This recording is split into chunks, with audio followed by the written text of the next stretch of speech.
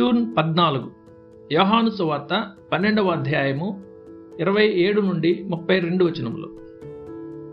ఈ వచనాల్లో ఒక గొప్ప ప్రవచనం ప్రకటించబడింది.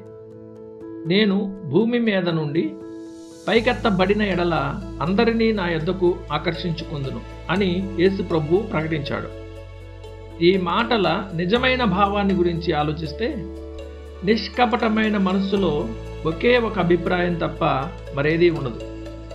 కొందరు భావిస్తున్నట్లుగా సిలువ వేయబడిన క్రీస్తు బోధను గనుక సేవకులు బోధకులు ఎత్తిపట్టి హెచ్చిస్తే అప్పుడు శ్రోతల మీద ఆకర్షించే ప్రభావం ఉంటుందనేది దాని భావం కాదు. ఇది ఉపేక్షించని సత్యమే కానీ అది ఈ వచనంలోని సత్యం కాదు.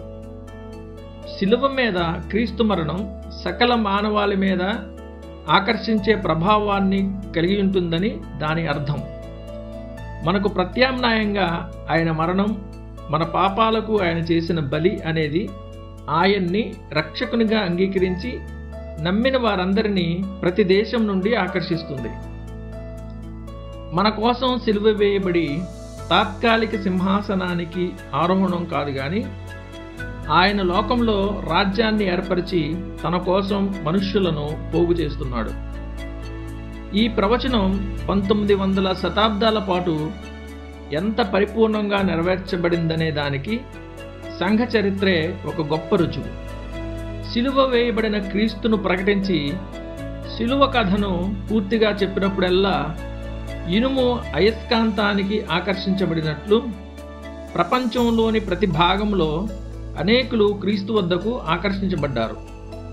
సిలువ వేయబడిన క్రీస్తు గురించిన సత్యానికి ప్రతి భాష, రంగు, వాతావరణంలోని ఆదాము పిల్లలకు మించిన ఖచ్చితమైన సత్యం లేదు.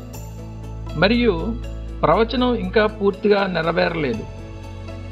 అది ఇంకా మరింత నెరవేర్పును పొందుతుంది. వధించబడిన గొర్రెపిల్ల ముందు ప్రతివాని మోకాలు వంగి ప్రతివాని నాలుక తండ్రి అయిన దేవుని మహిమార్థమై ఆయన ప్రభువు అని ఒప్పుకునే రోజు రాబోతుంది. శిలువ మీద పైకెత్తబడిన వ్యక్తి ఇంకా మహిమ సింహాసనం మీద కూర్చుని సకల దేశాల వారిని తన ముందు సమీకరిస్తాడు. సమాధి నుండి స్నేహితులు, శత్రువులు తమ వరుస క్రమంలో లేచి క్రీస్తు న్యాయపీఠం ఎదుట నిలబడతాం. ఆ రోజున మనం ఆయన కుడివైపున ఉండేటట్లు జాగ్రత్త పడదాం. ధ్యానం కోసం విమోచించబడిన దేవుని సంఘమంతా ఇక పాపం చేయకుండా ఉండడానికే రక్షించబడింది.